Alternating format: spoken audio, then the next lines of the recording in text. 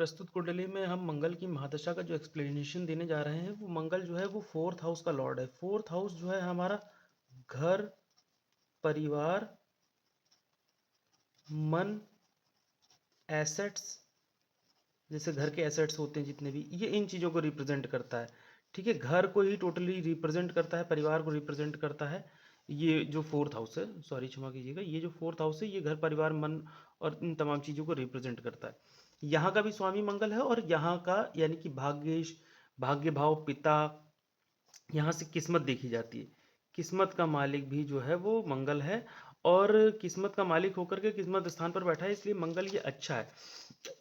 मंगल masculine energy को दिखाता है, मतलब कि मेल एनर्जी को दिखाता है और नाइन्थ हाउस का लॉर्ड है, भाग्य का भाव है। तो जैसे ही मंगल की महादशा और मंगल का अंतर चलेगा ना, जातक को फोर्थ हाउस से रिलेटेड रिजल्ट्स अच्छे मिलने लगेंगे, प्लस नाइन्थ हाउस से रिलेटेड रिजल्ट अच्छे मिलने लगेंगे। यानी कि घर, परिवार, प्रॉपर्टी, एसेट, ये पिता की बदौलत खुद पिता बनने का जो है वो स्थिति। और मंगल क्योंकि एक दमदार और साहसी प्लैनेट है, तो कुछ हिम्मत वाले काम करके अपना भाग्य का फल निकालना या भाग्य में जो है वो मदद मिलना, ऐसा मंगल की महादशा और मंगल की अंतर्दशा में देखा जाएगा। फिर मंगल की जो है महादशा में अंतर जो लगेगा कि क्योंकि मंगल के बाद राहु का अंतर आ जाता है। ठीक है, तो हम ये कोशिश देखते हैं चार्ट के अंदर कि मंगल और राहु के बीच में संबंध क्या है। तो हम देख रहे हैं राहु 12th हाउस में बैठा हुआ है और मंगल की चौथी दृष्टि जो होती है वो यहाँ पर पड़ रही है। चौथी दृष्टि होती है मंगल की जो पड़ भी रही है राहु के ऊपर। तो इसका तात्पर्य यह है कि भाग्य को डेवलप करने के लिए राहु की मदद ली जा रही है। राहु क्या है? Out of thinking, out of thinking, कहीं भटक जाना, आउट ऑफ थिंकिंग या आउट ऑफ बॉक्स भी कह सकते हैं।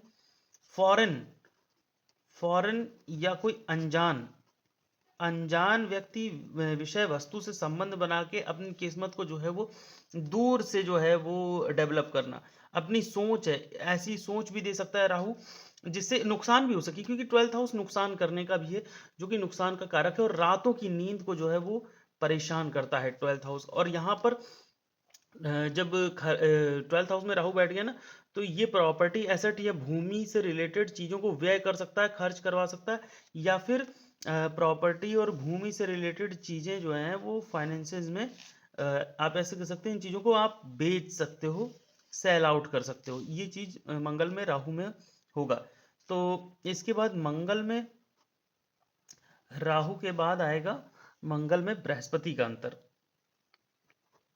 जुपिटर का।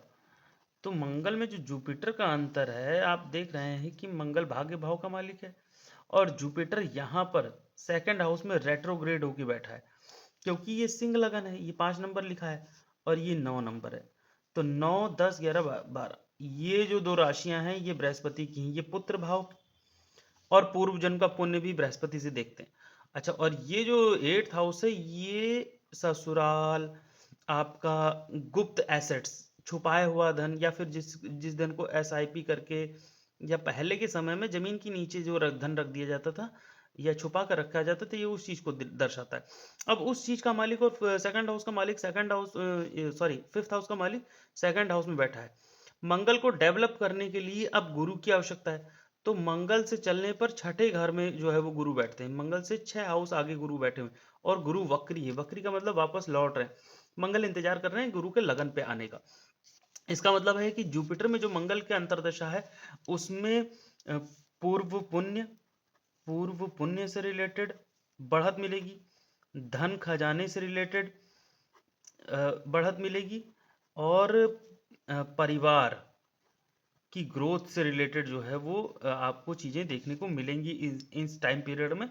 इन सारी चीज़ों से रिलेटेड आपको अच्छे बेनिफिक रिजल्ट्स मिलेंगे। लेकिन जुपिटर क्योंकि रेट्रोग्रेड है, वक्री है, ऊपर स्टार लगा है, इसका मतलब रेट्रोग्रेड होता है, तो ये कहीं ना कहीं पूर्व जन्म का रुका हुआ काम, का रुका काम या अव्यवस्थित काम को व्यवस्थित करने का भी जो है वो समय लेता है।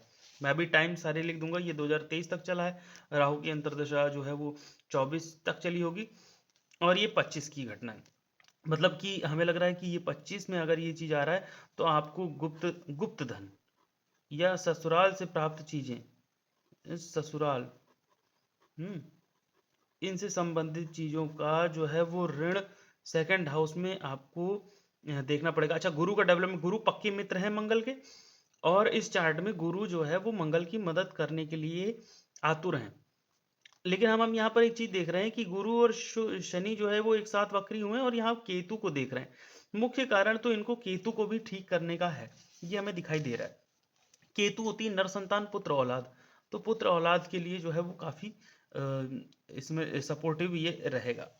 ठीक है, फिर हम मंगल में देखते हैं कि मंगल के अंदर जुपिटर के बाद सैटर्न की आती है। अब हम एक चीज देख रहे हैं, पहले जुपिटर वक्री थे, अब सैटर्न भी वक्री है। लेकिन इस चार्ट के लिए सैटर्न जो है एक अच्छी राशियों के, मतलब अच्छे हाउसेस के मालिक नहीं बन गए, यहाँ 6th और 7th हाउस के मालिक बन गए। यानी कि ये जो समय आएगा, इस टाइम पीरियड में स्ट्रगल बढ़ जाएगा, स्ट्रगल बढ़ेगा। अच्छा, अगर अपना कोई काम कर रहे होंगे, संघर्ष बढ़ जाएगा उस चीज में। सेकंड हाउस और 6th हाउस, यानी कि कोई ना कोई आफत, समस्या पूर्व जन्म की प्रेरणा से, क्योंकि पूर्व जन्म के कारण उत्पन्न होगी और बाधा उत्पन्न करने की कोशिश करेगी। लेकिन हमें शनि और मंगल में हनुमान जी का सहारा लेना होगा। इसमें हनुमान जी के मंदिर जाना, हनुमान जी को भोग लगाना, और शनिवार को पीपल के वृक्ष के नीचे एक दिया जलाना, ये काम पहले ही शुरू कर देना है जुपिटर खत्म होने से पहले। तो शनि में ये आफतों में, ये दिक्कतों में बचाव के, वरना फिर बाधा दे देगा ही। ये ट्रबल और परेशानी देने के लिए ही मंगल को आया ही है। ठीक है, तो अब हम आगे बढ़ते हैं।